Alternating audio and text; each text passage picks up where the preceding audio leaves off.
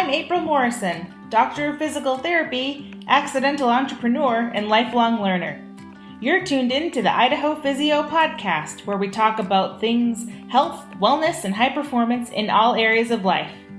The big goal here is to talk to high achievers and those that surround themselves with the top performers in their fields to get some insights, tips, and inspiration that we can all use in our daily lives. The title may say Idaho, but the content reaches far beyond our borders and is relevant for everyone, regardless of where you find yourself. As always, the content you are about to hear does not replace the medical advice of your doctor, so please seek professional opinions should you need them. Now kick back, relax, and enjoy the episode. We are glad you're here.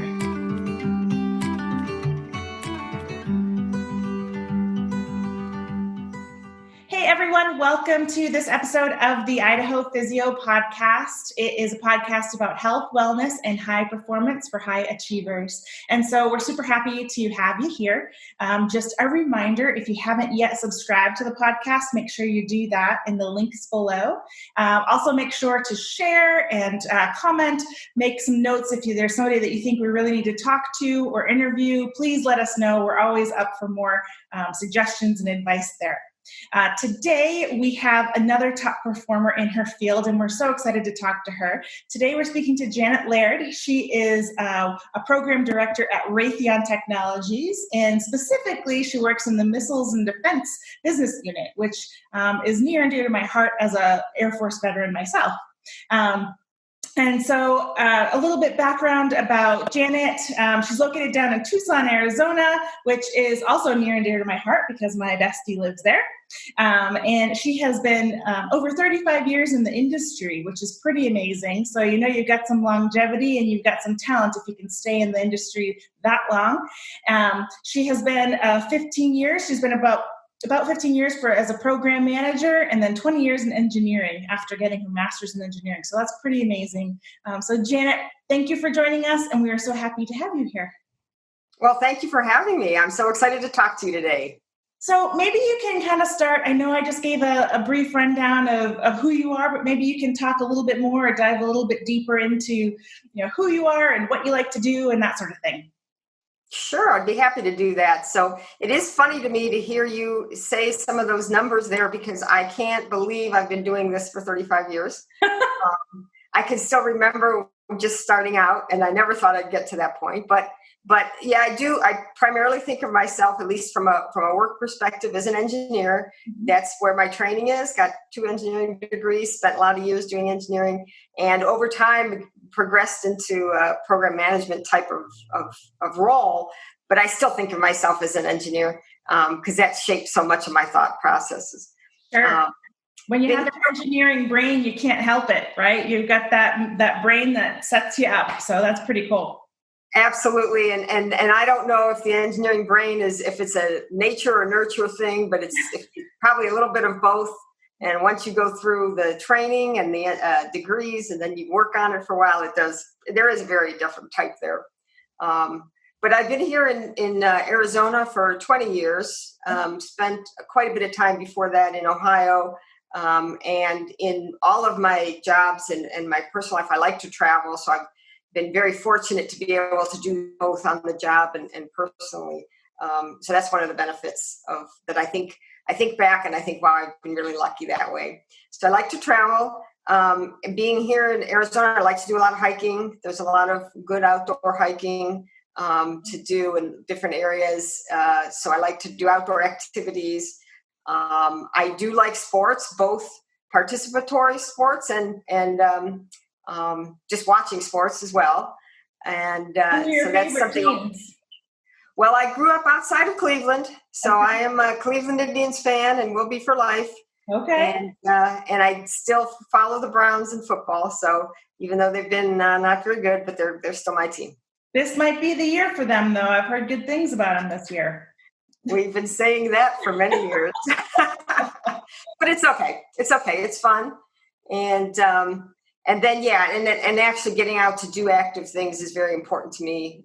It's hard. It's hard to get out and do as much as I'd like to actively. But over the years, I've spent time doing running and cycling and golf. I just played some golf last week. So try to get out and enjoy those kind of activities. Cool.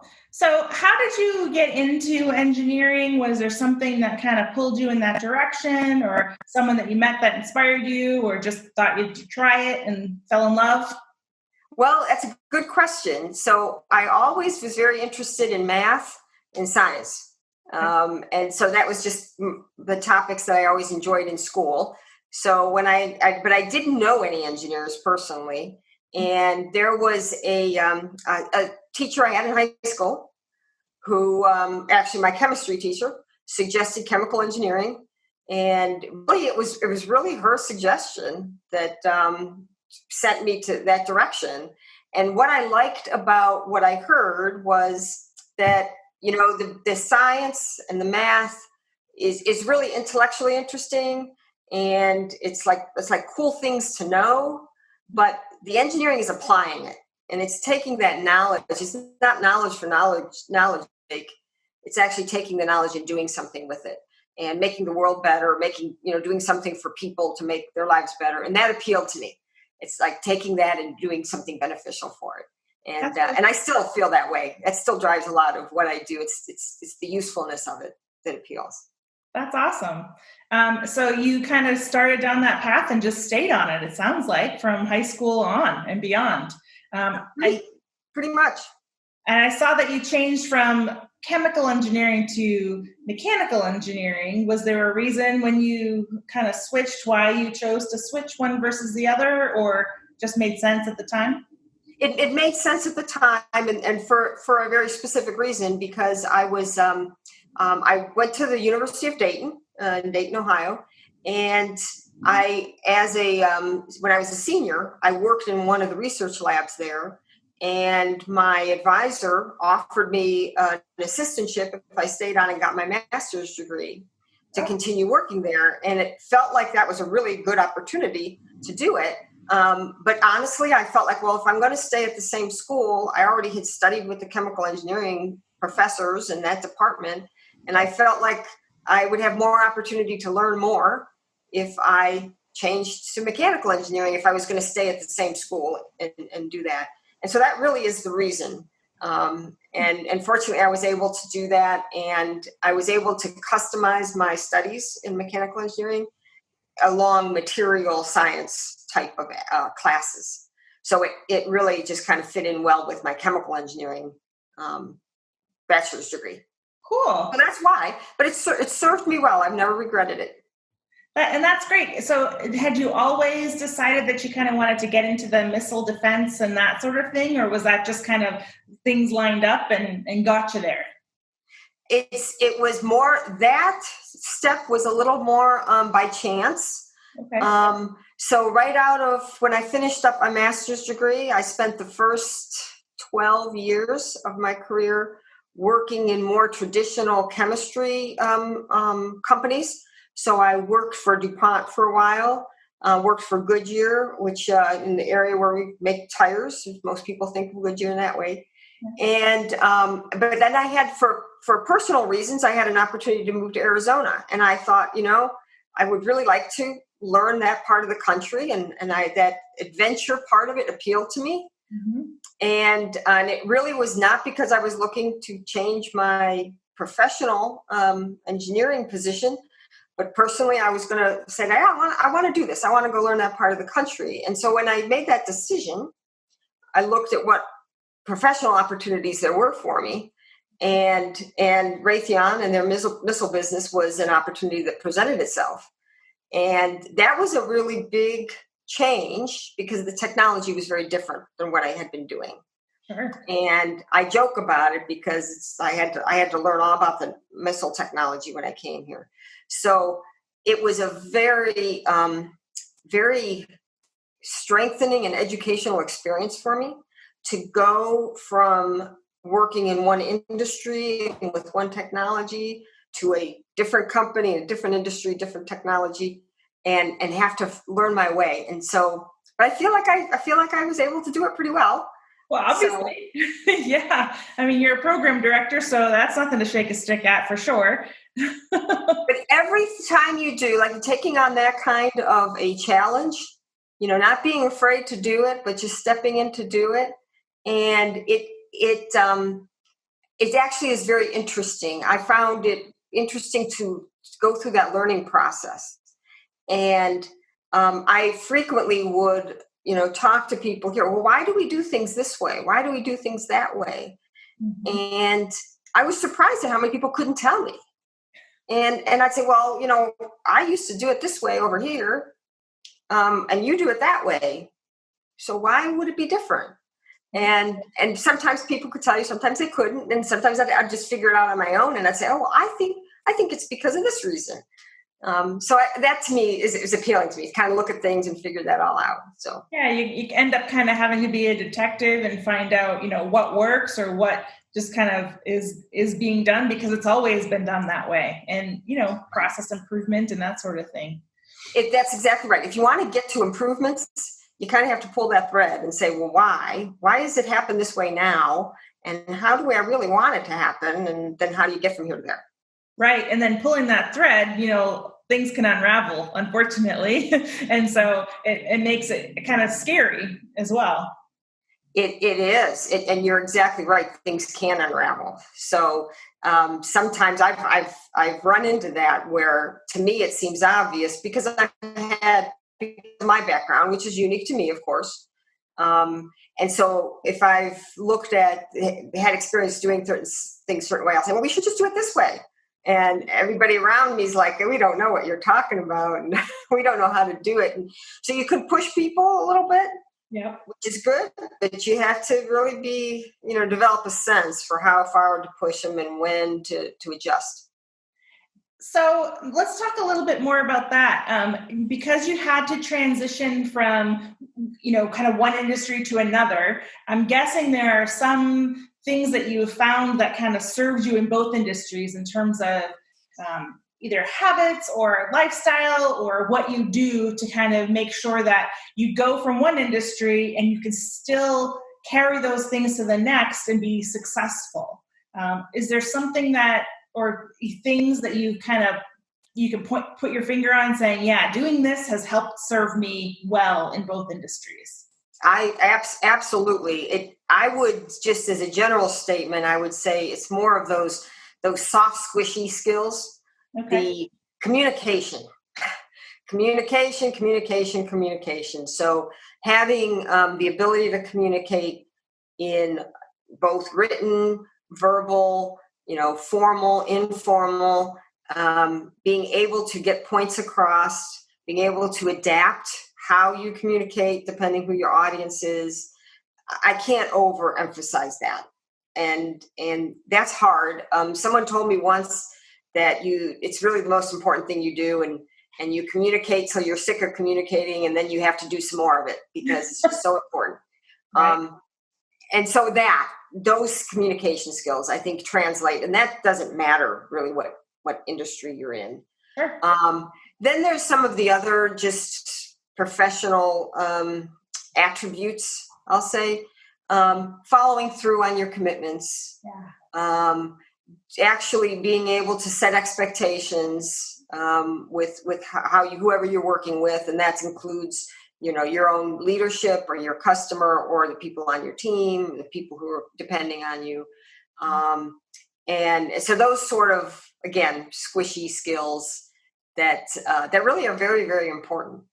Sure. Yeah. And I think that, just kind of touching a little bit on that communication aspect, not only being able to communicate your thoughts succinctly and, make an impression and tell people what you're saying, but also the other side of that is listening and active listening and, listening to what people have to say when you ask them, hey, why are you doing this, for example, or being able to actively listen and take in what they're saying and not just kind of say, okay, I'm the boss, I'm going to shove all this information at you. You got to be willing to take some feedback too. That's a very good point. And it's also interesting. So you have to listen to what they're saying. Sometimes people will be able to very clearly tell you what they're thinking or why. And sometimes they can't very clearly tell you, but you still want to get that information from them. So you have to look for other ways to find it. I've also found that over time, my role influences how comfortable people are communicating with me. Okay. So, if they consider me a peer, then it's a little easier to get them to open up and tell me some of the details. But if they perceive me as somebody who's in leadership or maybe even their direct reporting chain, they're going to take my questions a little differently. Okay. And so I've had to adjust how I ask my questions so that I get better answers. So the truth, I just want to hear what they have to tell me. Right. So maybe you can talk a little more about that. How do you approach that? Do you try to be their buddy, or do you try to make the conversation non-threatening? What's your tactic there? Generally, what I try to do is basically right up front, just tell them why I'm asking the question. Good. So I'm asking this question because I don't understand, because I've never done your job and I want to understand better what you have to do. Or I'm asking this question because the customer has this issue that they're struggling with, and I need to come up with an answer for how to answer them. So I need to get your input for that. So that's I think what I do most of all is tell them why I'm asking, and then that helps them figure out how to respond to me. Awesome. Yeah, I think that's great. I think then it doesn't feel so threatening, right? They don't have to be wondering, okay, why is she asking me this? Is my job on the line, or whatever the thing? Am I in trouble? Exactly. I think that's where some people jump to. It's like, oh, I'm doing it wrong. It's like, I don't know that you're doing it wrong. I just need to understand how you're doing it. Right. And why. Yeah, absolutely. Yeah. Cool. Yeah. So any other skills or traits you think beyond those things that we talked about? I know you already mentioned a couple.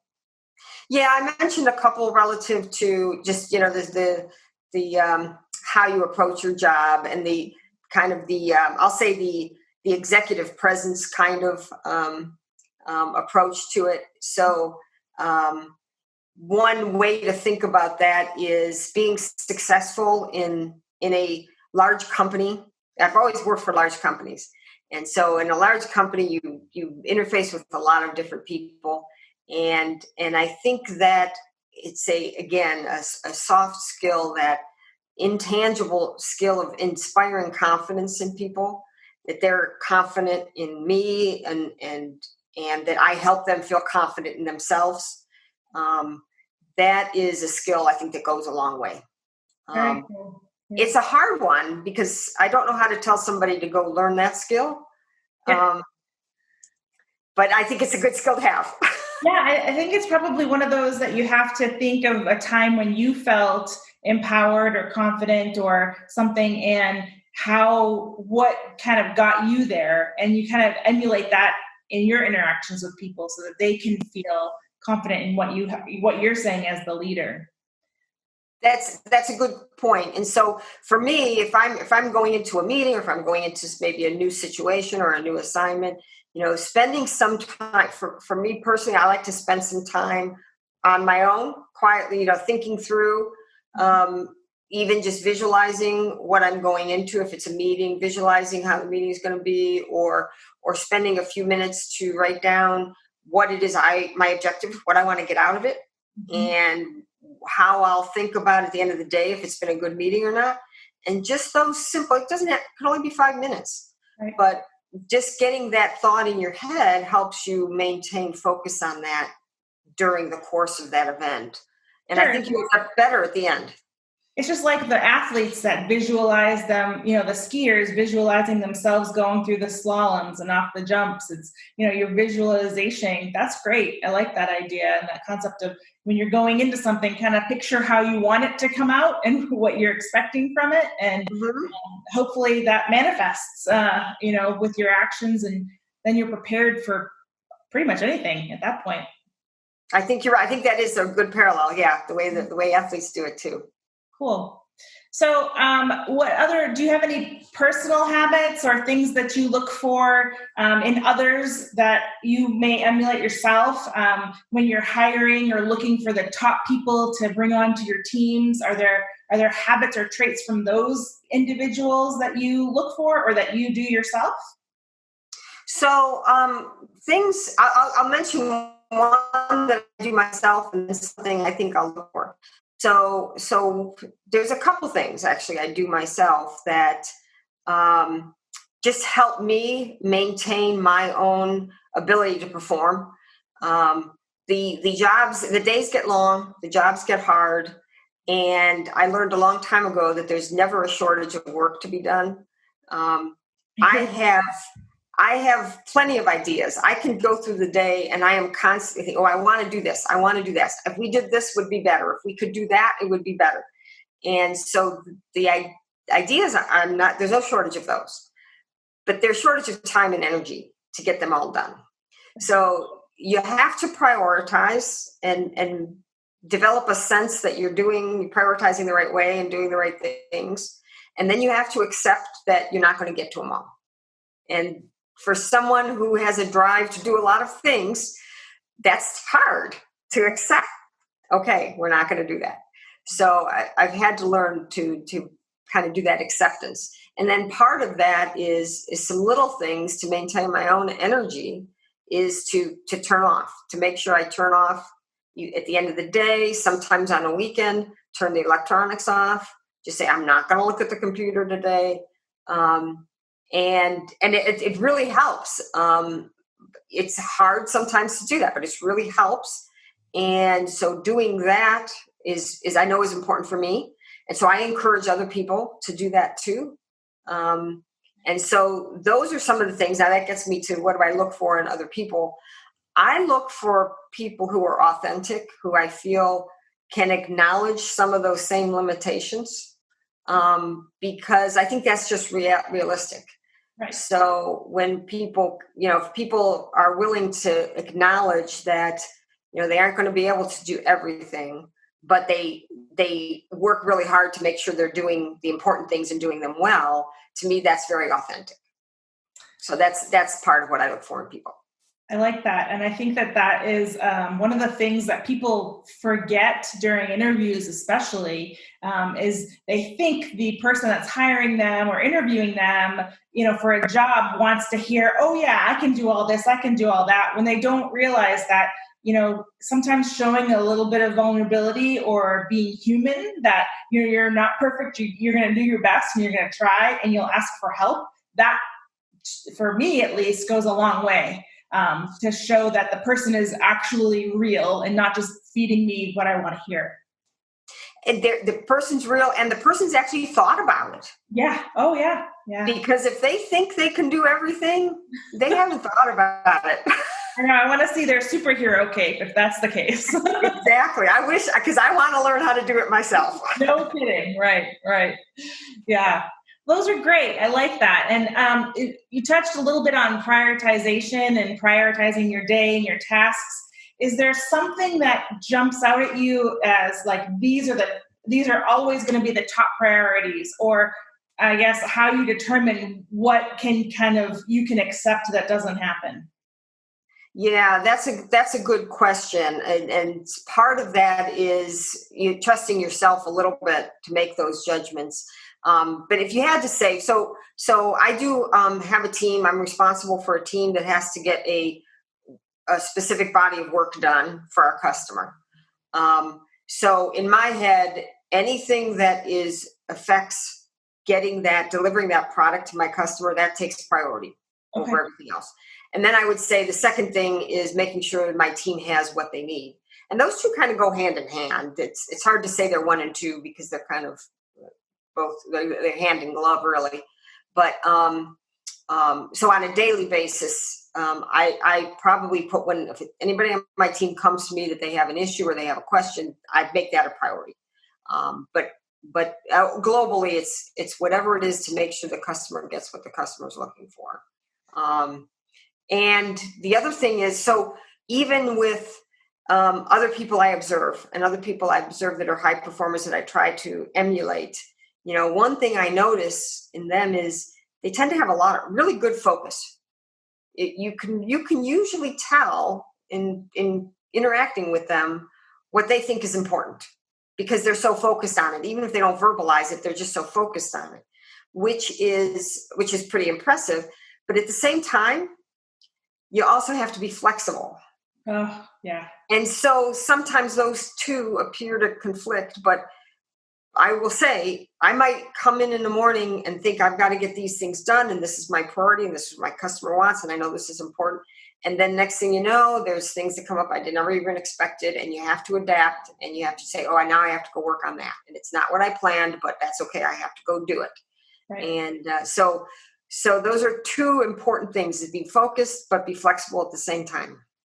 Yeah, I think those are two hard things to balance. But if you can master that and not get flustered when those moments for flexibility pop up, I think that helps people get that belief in your leadership and trust in your leadership when you can show those things. So I think that's fantastic.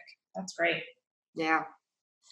Okay, so are you a reader? I know I'm springing this question on you, but do you find that you have time outside of work to read anything fun or, fulfilling, or are you an audiobook person, or are you just not a reader and you like to zone out and read internet news once in a while? I used to be much more of a reader. Okay.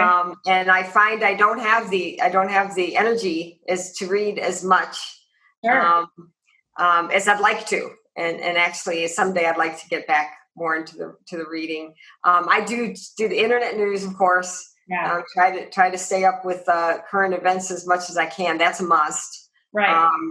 And then I do have sometimes some different leadership or development books that I read, although nothing recently. So I think you're going to ask me for a recommendation, and I don't have one off the tip of my tongue. That's okay. No, it's nice to know, I'm sure you're busy with all the manuals and all that stuff that you have to know for whatever you're developing for your customers, that, once you get home, the last thing you want to do is pick up a book and have to read some more.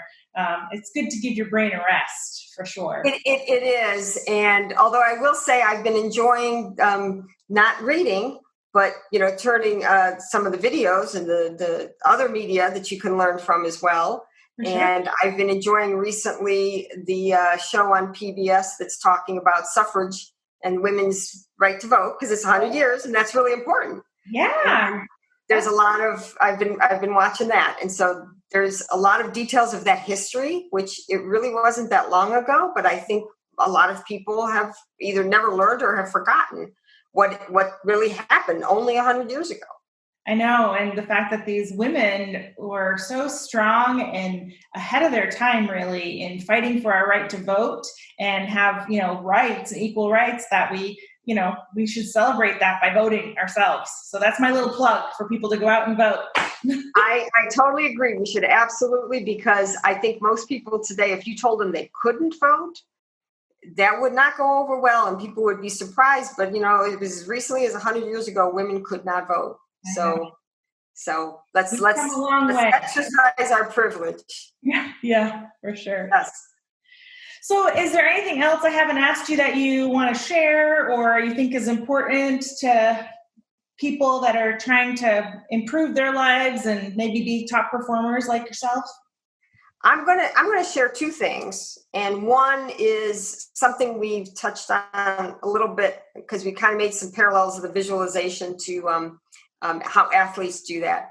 And there's another parallel that I learned a number of years ago that stuck with me, which is when you're talking about high performers in the business world or, the technical world like I'm in, you can draw some parallels if you try to think about that and say, well, how would I draw a parallel to an athlete?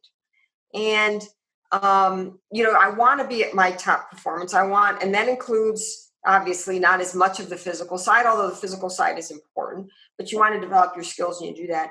But one thing we ask people to do in the business world is we ask them to come to work almost every day, certainly 5 days a week, and perform at a high level every day, 365 days a year. Athletes don't do that. Athletes go through a training period, and they have built-in rest periods, and they know that these are the events that they have to really perform at their peak, and they build themselves in the rest time and the training time in order to allow them to peak at that moment. We don't do that in the business world, and I think we should. And I think if we expect ourselves to perform at the highest peak level every day, that's where you get burnout. So I try to think of that a little bit and apply that also in the work world. It's okay to take a rest. It's okay to take a break. Keep in mind when you have to be at your hot best and make sure you work towards that. So that's one little thing that helps me that I like to think about, that I wanted to pass along, because I think that's more healthy. Sure. Yeah.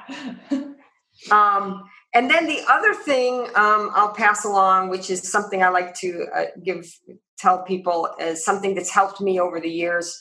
If I'm struggling maybe with an issue or struggling with how to get through a problem at work, I have a little mind game I play with myself, because oftentimes I'll be trying to look through a problem from all different points of view, and I'm like, well, I think maybe we should do this, but I don't know if my leadership's going to be okay with that, or I don't know if these people are going to know how to work with that. Sometimes when I find myself in that position, I just step back and I say, Janet, what if you were the queen and you could do whatever you wanted and it was solely your decision? What would you do? What's the right thing to do? And usually when I ask myself that question, the answer becomes very clear. It's like, yeah, this is the right thing to do. That's so great. Go do the right thing and we'll figure the rest of it out. Yeah, you'll find a way to make it happen if it's the right thing. That's great. Yeah, so it's kind of a little mind game for myself to help clear my mind and get myself focused again. Right. So anyway, so those are two things I thought of that I would share, and maybe somebody will find that useful.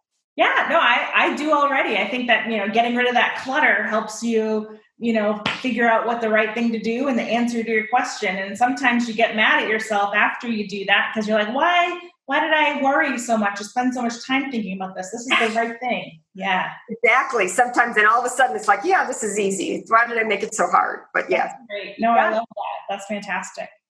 Awesome. So do you provide mentorship for your staff or for other people, or can people reach out to you with questions? I do. I have a couple of different programs. The company has several different programs that we have to help encourage those kind of mentorship that I participate in. And I always tell people I'm, more than happy to have discussions and just share my experiences. Sometimes they're helpful for folks, and I'm more than happy to help people out if I can. That's awesome. Just the fact that you're such a leader in your industry and doing so well, and you've kind of risen through the ranks pretty quickly, in my opinion, because I know it takes a lot to get there, especially in the industry you're in. Being a female and being a strong female is fantastic. So I'm sure that there are people that would love to reach out to you and ask you a few questions or bounce a few ideas off of you. How would they be able to contact you? I think the best way would be to reach out to me via LinkedIn. Okay. I am on LinkedIn, and so search for me and send me a note, and I'd be happy to talk. Perfect. And we'll make sure to put that in the show notes too, so people will be able to contact you if they need to. And reach out.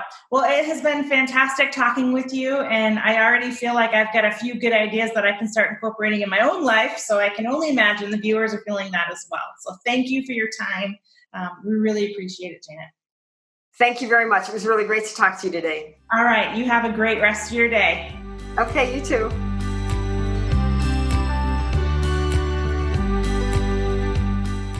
Thanks for joining us on the Idaho Physio.